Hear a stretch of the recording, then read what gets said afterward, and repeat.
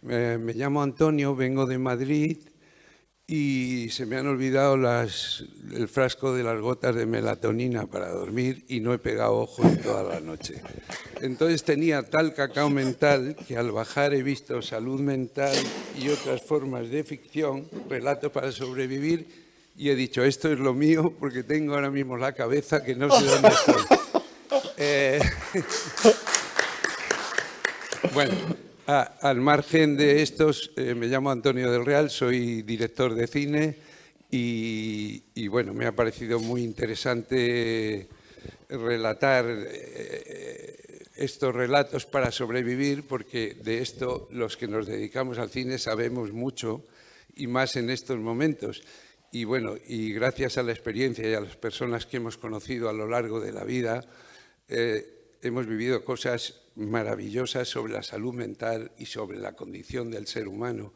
Y entonces me ha parecido interesante con mis amigos Carlos Moore y Javier Sádava y Benjamín Herreros venir por si alguno os puede aportar algo la visión y la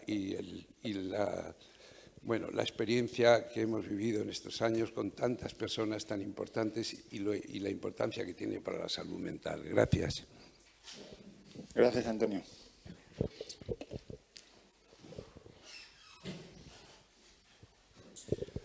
Hola, mi nombre es Rubén, vengo de Barcelona, estoy aquí de turismo por Santander, turismo cultural, aunque siempre me ha interesado este tipo de temática, por ejemplo, porque soy lector de Oliver Sacks. No sé si lo conocéis, pues es un divulgador bastante de la normalización de lo que es los trastornos neurológicos y la enfermedad.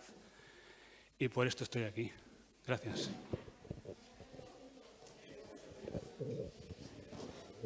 Buenos días, soy Rosario, vengo de Albacete y la razón por la que me llamó la atención el curso es porque seguramente durante los meses más duros de la pandemia, especialmente en el confinamiento, si hay dos cosas que mantuvieron mi salud mental fue la literatura y el cine. Entonces, me llamó mucho la atención el curso.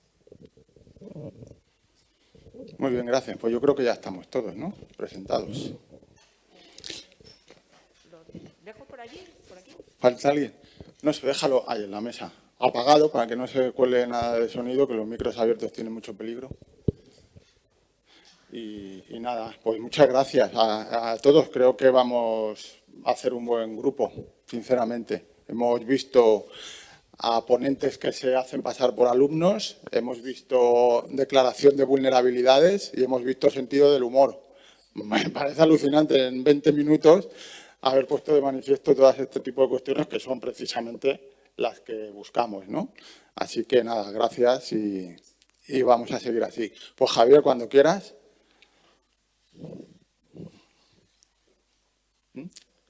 Sí. Donde estés más cómodo, ahí o ahí. Donde tú quieras. Eso sí, el micrófono que... Yo te lo enciendo. Sí, eso. Pues nada, vamos a contar con el privilegio, el lujo y el honor de tener a Javier Sádava entre nosotros. Supongo que todos y todas le conocéis, porque es un... Ah, sí. ¿Se oye mejor con esto? ¿Sí?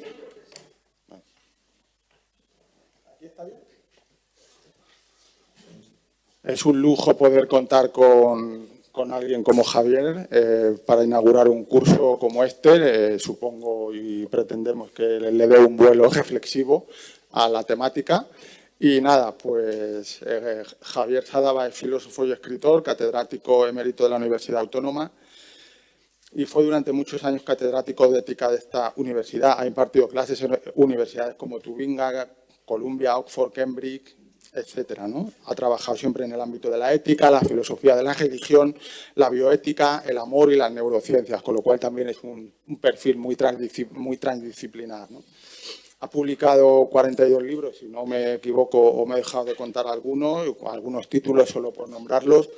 Ética para el siglo XXI, porque soy libertario, el amor y sus formas, filosofía contada con sencillez, ética erótica, No me digáis que con un título como Ética erótica nos dan ganas primero de ir a correr a buscar el libro y luego intentar conocer al autor y luego preguntarle qué maravilla de título, ¿no? Ética erótica. O Memorias desvergonzadas. Bueno, además, como nos ha dicho anticipado Benjamín, yo eso no lo sabía. Yo a Javier le leía mucho y le seguía muchísimo cuando, bueno, pues hubo una época que estaba siempre en todos los medios de comunicación, las teles, los periódicos, y le hemos leído siempre, ¿no? Y le seguimos leyendo. Pero yo lo que no sabía era esa parte que tiene que ver con su interés por el cine, como espectador, no sé si como crítico, y también como actor, como nos ha anticipado antes Benjamín, ¿no? Ha protagonizado algunos documentales y ha realizado varios cameos en películas de directores como Gutiérrez Aragón, Julio Médez, Martín Patiño y el aquí presente Antonio del Real, ¿no?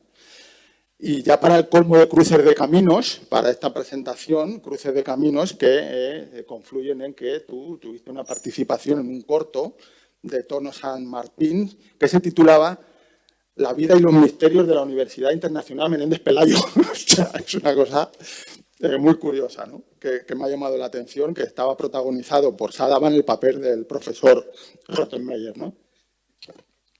Luego, si quieres, nos cuentas alguna anécdota, que seguro que tienes alguna. Díganme ustedes si no está bien traído Javier Sadaba al curso, ¿no? Y voy a terminar con un artículo que encontré el otro día preparando la presentación del propio Benjamín Ejeros, que dice: el género cine habla sobre la relación entre Javier, la filosofía y el cine. Y dice Benjamín en este artículo: el género cine, con toda su potencia deliberativa, con su fuerte impacto emocional y con su inigualable capacidad de representar al ser humano y su realidad, impactó en el filósofo, y la tentación de comediante dio en la diana del hombre, hasta el punto que a veces Sadaba se refiere a sí mismo como un actor frustrado. Nosotros, dice Benjamín en el artículo, pensamos que su biografía no permite hablar con propiedad de frustración. Un placer, y cuando quiera, Javier.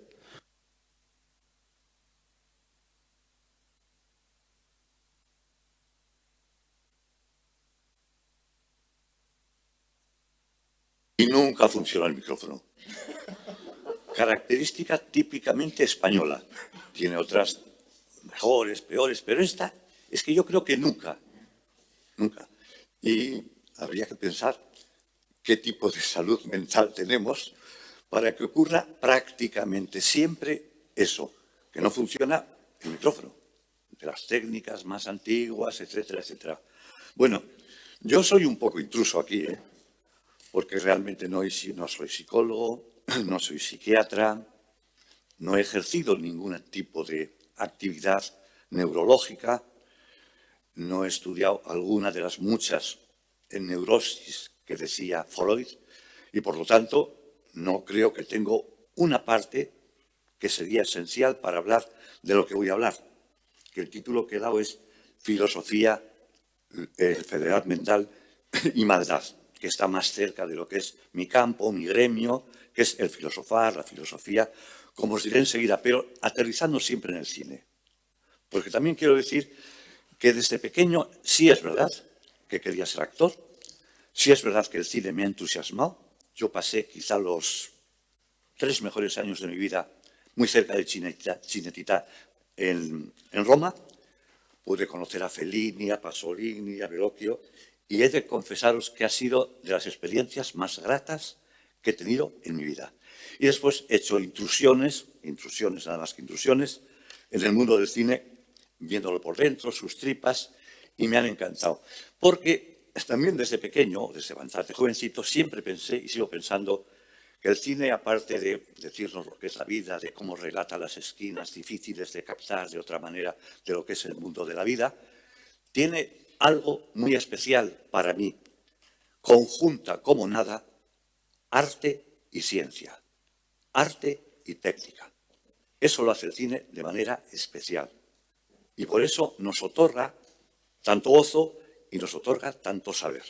Bueno, mi idea era ser breve, y espero serlo, porque además el título así suena muy grueso, ¿no? Filosofía, enfermedad mental y maldad. Y cada uno de estos campos pues daría para mucho.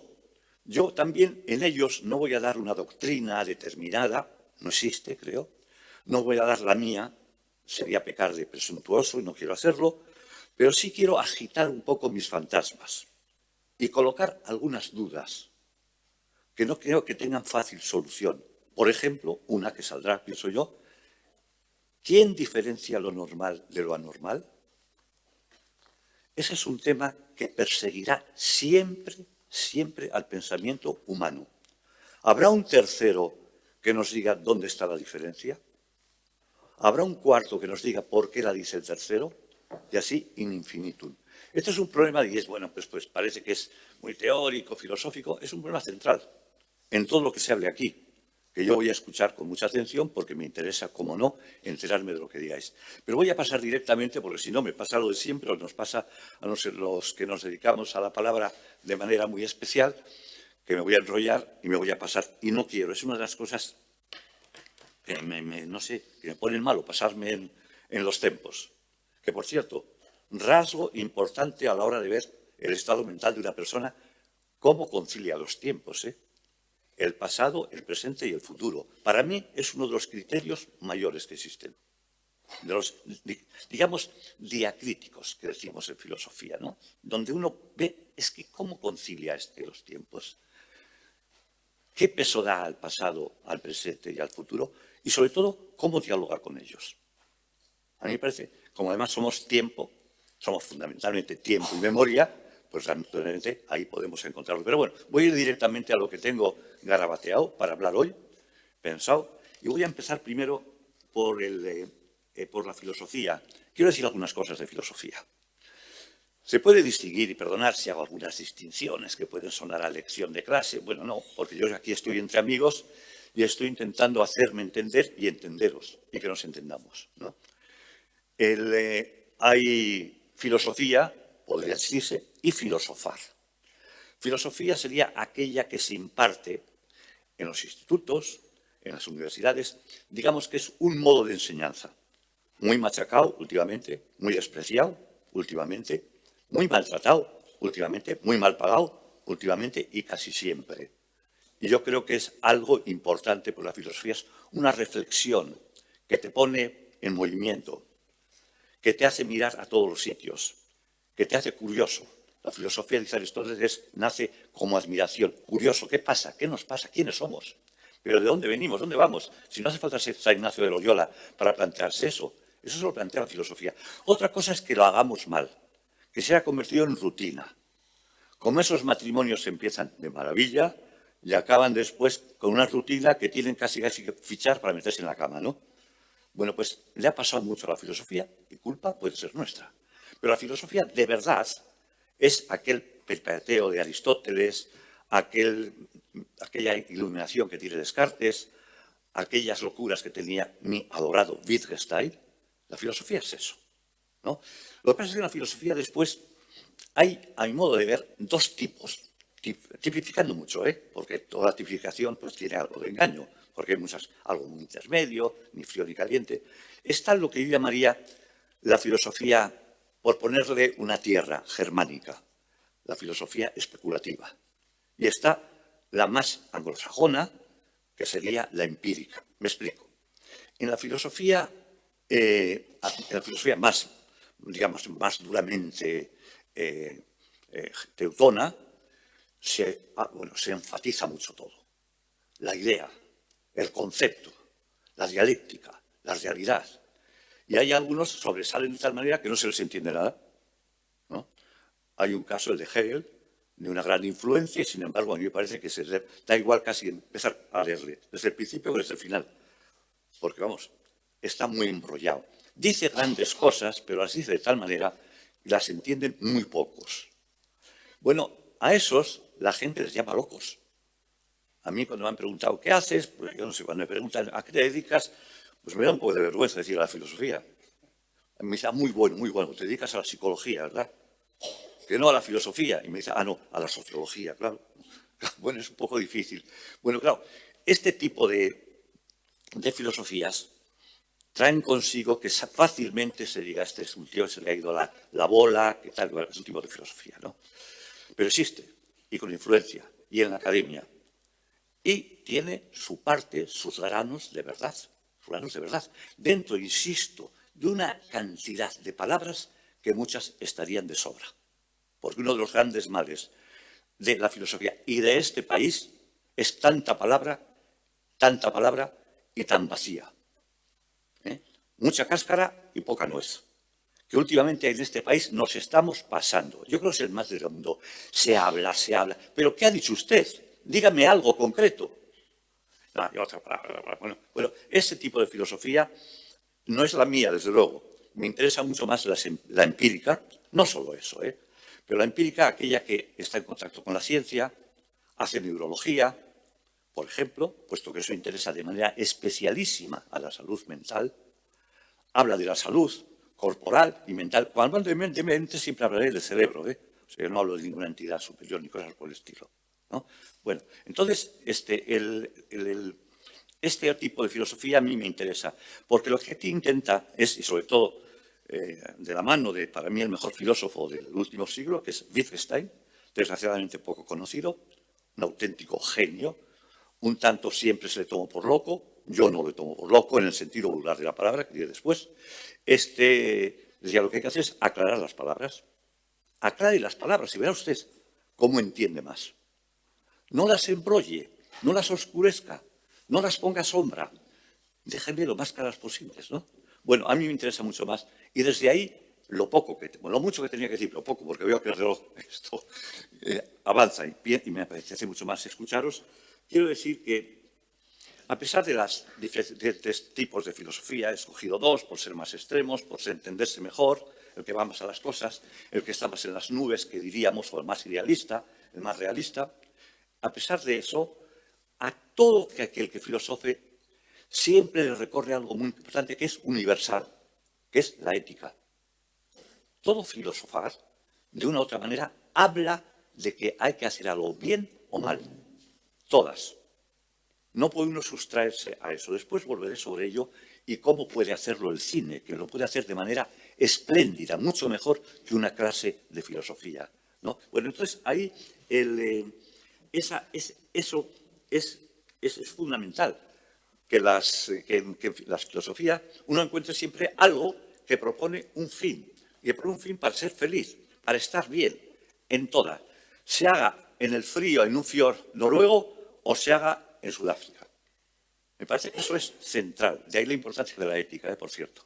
Ética o moral no es lo mismo, pero voy a tomarlas como sinónimas. Y que está lleno todo el cine bueno de ello.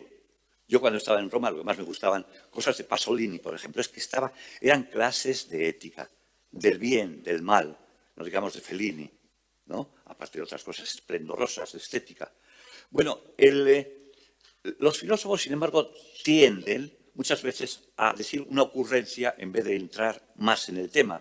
Pero es que es difícil entrar en el tema y suele decirse, cuando entran, por ejemplo, en el caso de la enfermedad mental, pues tenemos ejemplos que serían muy largos de relatar, interesantes, en Grecia.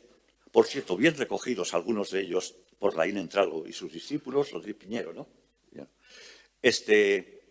O Foucault dice, claro, dice cosas muy a lo Foucault, muy a lo francés. Espero que no haya ningún francés aquí, ¿no? Porque yo tenía un profesor, un dominico, que decía que un francés con una idea en la cabeza es igual que un perro con una lata atada al rabo, ¿no? Bueno, lo digo eso con mucho cariño a los franceses. Y Foucault decía que el loco, dicho vulgarmente, ¿verdad?, es un genio que se ha roto, cosa que no es verdad.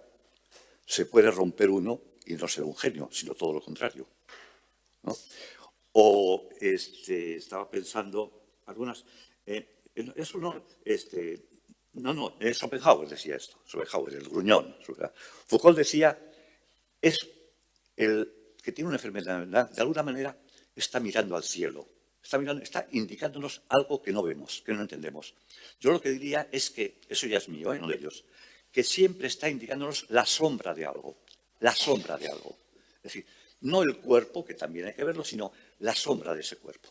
Bueno, yo creo que son ocurrencias que no están nada más mal, pero que después lo que se ha hecho es, en general, en aquellos que normalizan. La sociedad se dedica a normalizar, cosa que habría que poner muy, muy en duda. Porque a veces normalizar equivale a entontecer.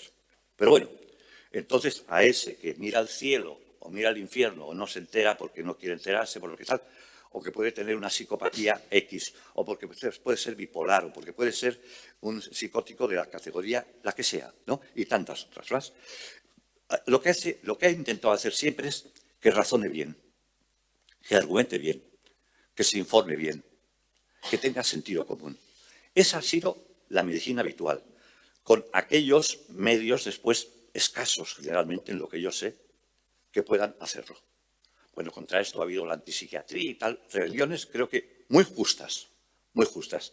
Pero yo creo que si ahora paso de la filosofía, digo, lo que se suele entender, bueno, pues aquello de hacer razonable al mundo, a uno mismo, pues entonces a aquel que se sale y de que efectivamente se dice, como se ha dicho antes, iba a hacer otra división, pero no lo voy a hacer, se le ha caído un tornillo, es lo contrario, se le ha ido el oremus, ¿no?, etcétera, etcétera, pues habría que volverle otra vez a ese mundo en el cual funcionan las cosas como funcionen, pero funcionan y por lo tanto se imponen.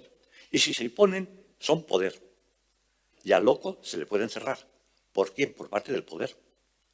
Tema especialmente tocado, el que tiene libros por Foucault. A mí me parece que ese es un aspecto enormemente importante. Bueno, yo en cualquier caso sí creo que en esta primera parte de la filosofía creo que hay una tendencia que es a lo que estoy diciendo, a simplemente hacerle menos loco. Por cierto, voy a hacer la etimología. Enfermo viene de infirmus, el que no está enfermo, es firme, ¿no? Mens mentis, pues sería la parte más alta del cerebro, ¿no? Y lo que es raro es, si yo preguntara aquí la etimología, y no es por hacerme el listo, de loco, estoy seguro que no conoce nadie. Es que no se conoce. Se supone que viene del árabe, laica. A unas mujeres estúpidas se les llamaba estúpida y eso pasó después a través del árabe hasta loco, ¿no? Bueno, pues digo que hay una visión excesivamente normal del loco o del enfermo mental y hay otra que yo querría unirla a lo mejor de la filosofía. No volver los ojos de la realidad. Efectivamente hay personas que están tocadas o por los dioses o por los demonios, o que van de locos y no lo son. Hay tantas categorías y tan difícil después poder localizarlas que, bueno, que es muy difícil decir, bueno, pues pero yo voy a decir, este es el significado total. Pero bueno, yo a ese que en el último extremo se le encierra o se le diagnostica una esquizofrenia, etcétera, etcétera, yo lo que haría desde la filosofía es primero que se desarrolle mucho más la neurología, pero muchísimo más. Cuanto más conozcamos nuestro cerebro, mejor sabremos qué es lo que nos pasa. Eso no veo yo otro medio.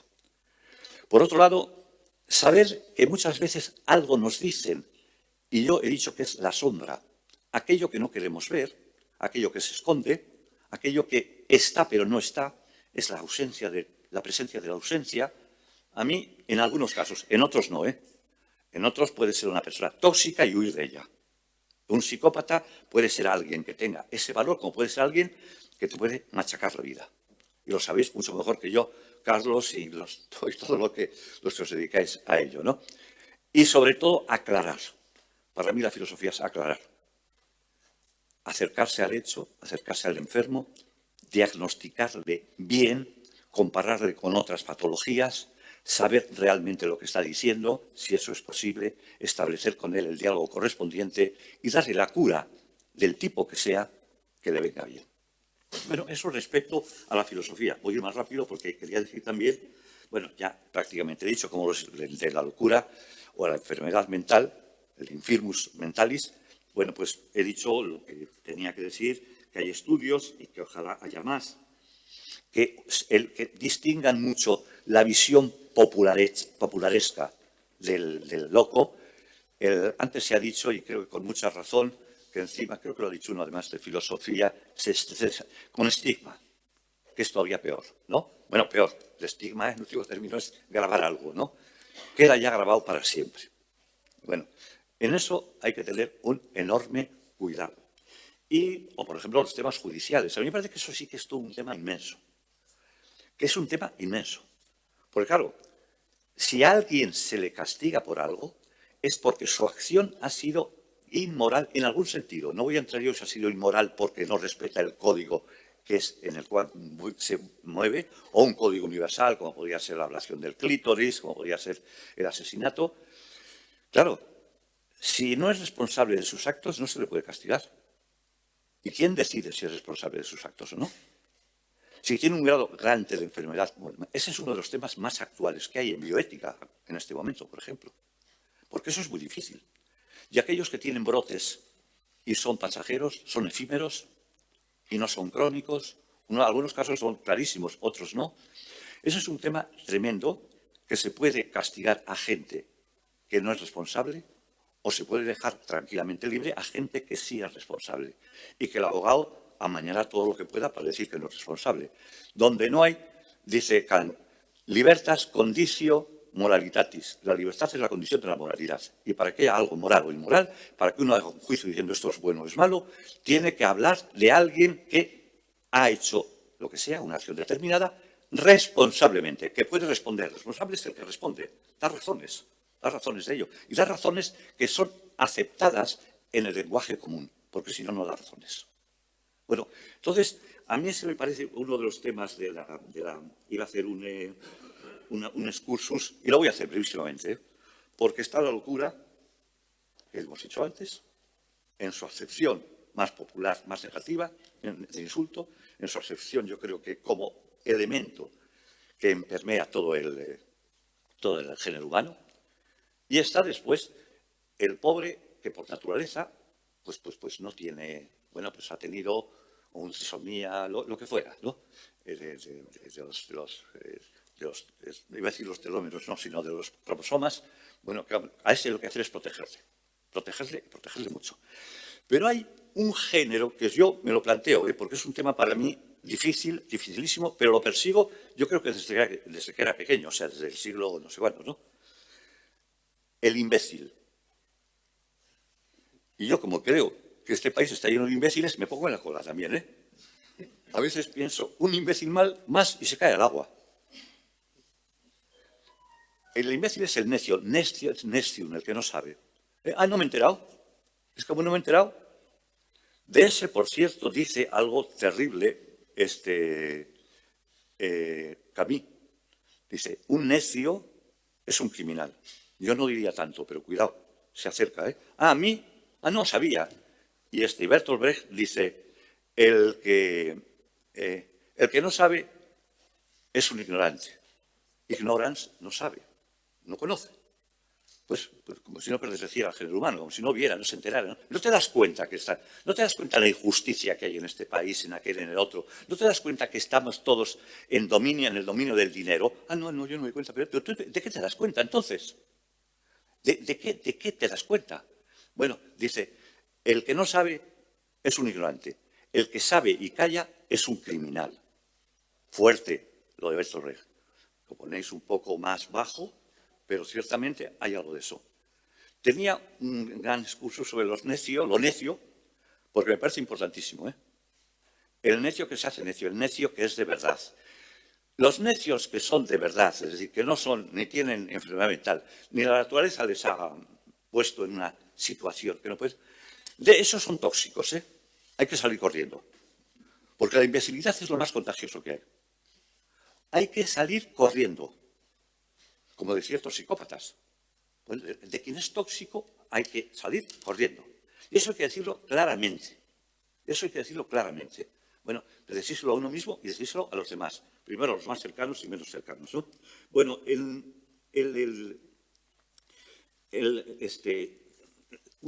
tenía aquí un pequeño excursus sobre lo que era la necedad y la cultura. Como la cultura lo primero que tiene que hacer es a la gente no necia. Pero para eso no hay que hacer lo que generalmente se está haciendo, ni en la enseñanza, y muchísimo menos en eso que se llama la política. Hay que darle medios a la gente para que piense por ella misma, que sea realmente crítica, y primero por uno mismo, por uno mismo. Decía, creo que es Einstein, pero bueno, daría igual. Y si no, se lo pongo a Borges y uno queda bien, ¿no? El primer signo de madurez es empezar a reírse de uno mismo. Yo solo dice, reírse de uno mismo, reírse del mundo y ser muy serio con 3 o 4 principios de este mundo.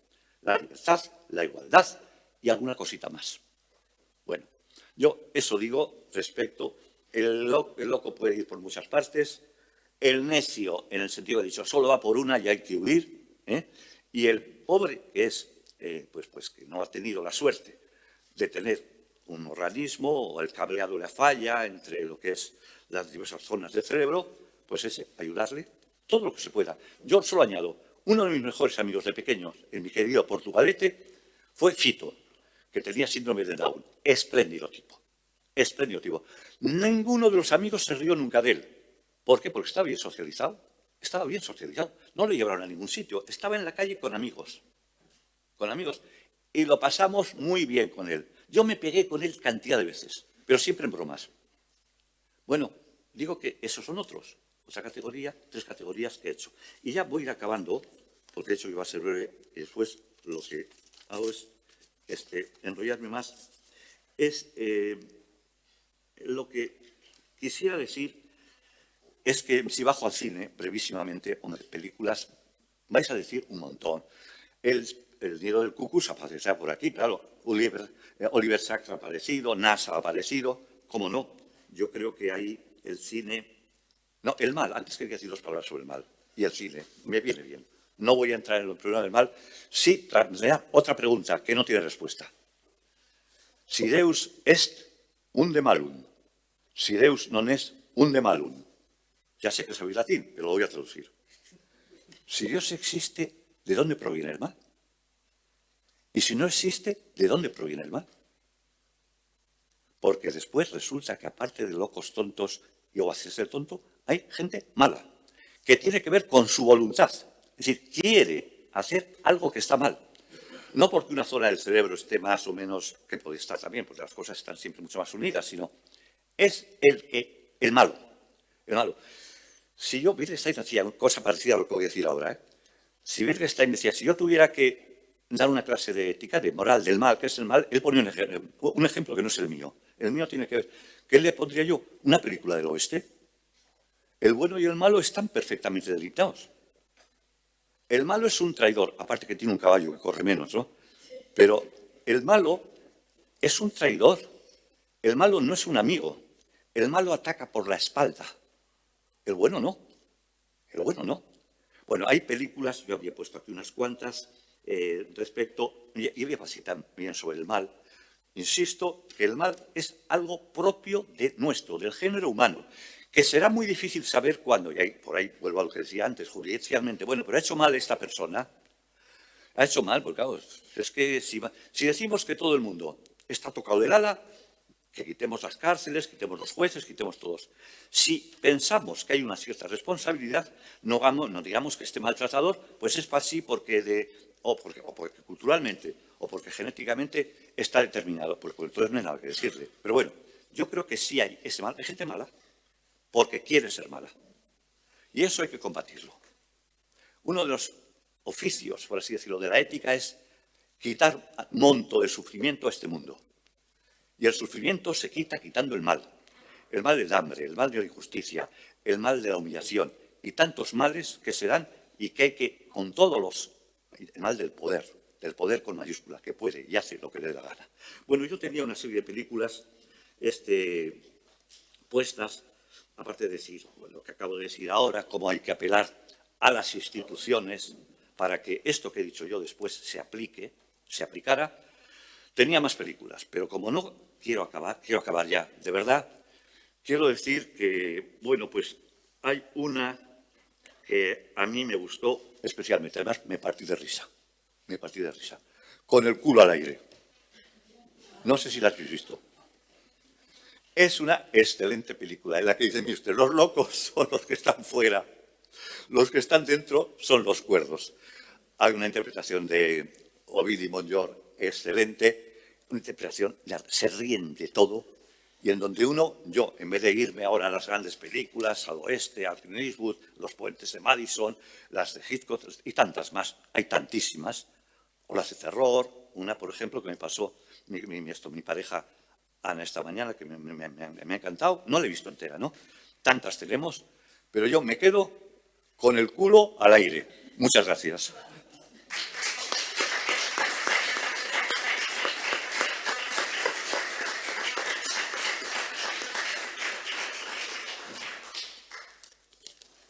Muchas gracias, Javier, qué maravilla. Nos has metido ahí un chute de energía. Nada, si queréis alguna pregunta, si no te parece mal, y hacemos un breve descanso hasta que entre Carlos. Luego después de la intervención de Carlos, podemos abrir otro turno de intervenciones, de diálogo más que de preguntas, y esta tarde la mesa redonda también, ¿vale?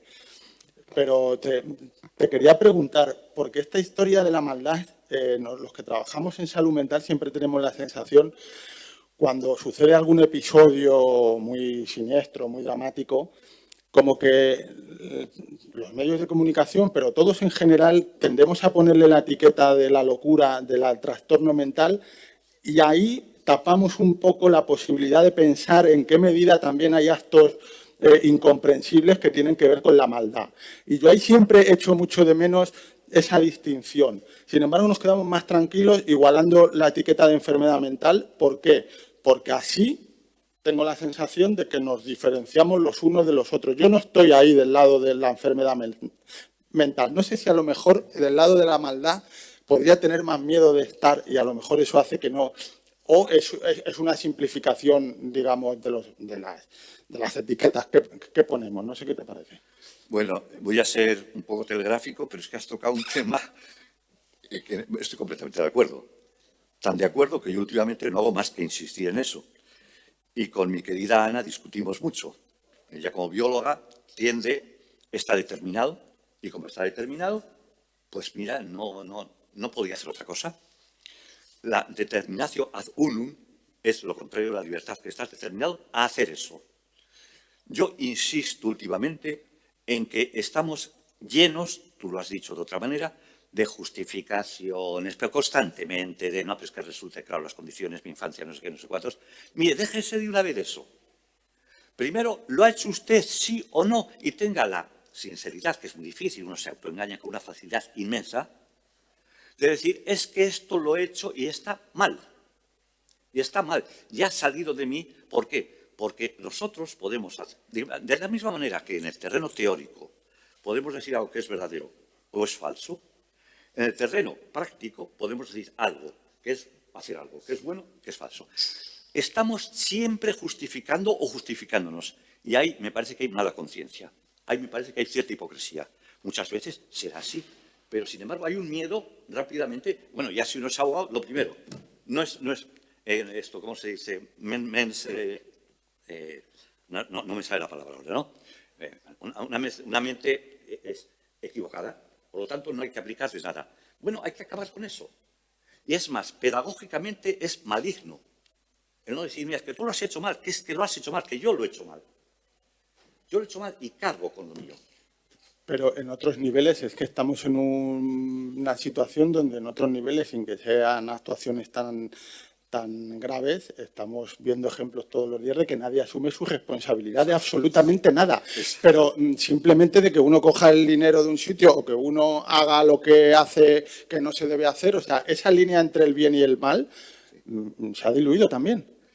Y hay una vía, porque ha muerto ya Peter Gitch, un filósofo muy bueno, era muy reaccionario, pero realmente, lógicamente muy bueno, decía, un pelo divide el bien del mal, pero como no tenga cuidado uno con ese pelo... No. Bueno, esto es verdad. Sobre todo lo que pasa es, también sociopolíticamente, eso se entiende más, no digo que se justifique más, me parece que es peor. Pero claro, siempre hay, es que me había una cosa que decía, tiene que ver esto, mi querido Aranguren, que decía los partidos políticos. Cuando están en la oposición, todos tienen la ética de la ética de los principios. Hay que hacer esto, hay que hacer esto. Cuando vas a estar al poder, La de la responsabilidad, pero es que yo, como tengo que ser responsable, no puedo hacer esto, no puedo hacer esto, no puedo hacer esto. ¿No? Bueno, claro, hay un deslizamiento que en último término depende de lo que... Claro, si yo... Interesado, sin duda. ¿No? Bueno, ¿queríais comentar? Sí, a mí me gustaría si pudiera hablar algo acerca del sentido que cada uno da a la vida y el estado de salud mental. Mira, el sentido de cada uno a la vida es un sentido que le da a cada uno. Primero eso. Te digo, voy a confesarme un poco.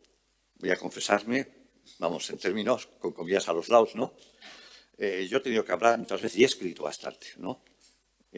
Malo todo lo que he escrito yo ha sido malo, pero he escrito sobre el sentido de la vida. Para mí, que no soy creyente en nada, bueno, sí, en todo lo que sea espacio temporal, y creo mucho en que se puede ser bueno y se debe ser bueno, y que hay que evitar a toda costa la maldad, y que hay que saber mucho, y hay que saber de todo, y hay que ser curioso. Sin embargo, eso hace que me quede ahí, que yo no vaya más allá. Yo, una vez dicho eso, yo creo que la vida no tiene ningún sentido, que alguien nos ha puesto aquí y no sé por qué. Y que la vida, para mí, si hubieran dado a escoger, a lo mejor hubiera dicho, no tiene sentido, no quiero venir a este mundo. Por otra parte, a mí me han traído a rastras, porque yo no he venido a este mundo por decisión propia. Ahora, una vez que estoy en él, subrayo, una vez que estoy en él, tengo que darle sentido. Eso sí que necesito. Y, por ejemplo, algunos, es el caso del padre de la filosofía, sobre todo de la filosofía moral, Aristóteles, había dos fines últimos que daban sentido a la vida, por hacer una traducción un poco forzada, pero vamos, pero creo que soy fiel a él. Una, ser un buen ciudadano, y otra, saber mucho, tener mucha vida intelectual. Bueno, yo creo que tenía el típico elitismo griego. Para mí, el darle sentido a la vida tiene 2 o 3 partes, y eso cada uno dependerá de la salud mental que tenga. Por lo tanto, cuanto más salud mental tenga, mejor, porque lo conseguirá él. Será él el que realmente consiga aquello, tendrá la satisfacción precisamente de gozar de aquello, ¿no? Una es aprovechar todos los placeres de este mundo que no hagan mal a un tercero. Una buena vista, como esto, un buen amor, unos buenos amigos. El amor y la amistad son los bienes supremos. Pues tengamos capacidad de tener contacto con los otros. Un contacto más íntimo, más unitivo en el amor, que a mí me parece dificilísimo, pero enormemente satisfactorio, o que es algo más amplio que los amigos. A mí se me acaban de morir 2 amigos que han sido, pues, parte de mi identidad, que se dice, y no voy a utilizar esta palabra, sobre todo si hay psicólogos delante, pero bueno, porque en filosofía pensamos de una manera un poco distinta. Pero bueno, el aspecto de los placeres. Y el otro, con eso voy a acabar, la vida buena, hacer aquello que uno cree que tiene que hacer. Me parece que es tener conciencia satisfactoria. Y ahí sí que importa la salud mental. Hacer aquello que uno cree que tiene que hacer. Sartre decía, no hacer lo que uno quiere, sino querer lo que uno hace, ¿no? A mí, con la buena vida, la vidorra, un buen vino ahora, vendría estupendamente. Y la vida buena, estar a gusto con los demás, el intercambio de igualdad, de libertades y haciéndonos el mayor bien posible, para mí ese es el fin, lo que da realmente sentido a la vida, y cuanto mayor sea nuestra salud mental, mejor. Vamos ya, ¿no? Qué maravilla, muchas gracias, Javier. Qué placer. Pues nada, descansamos y a las 12 nos incorporamos, ¿vale? Hacemos un breve descanso.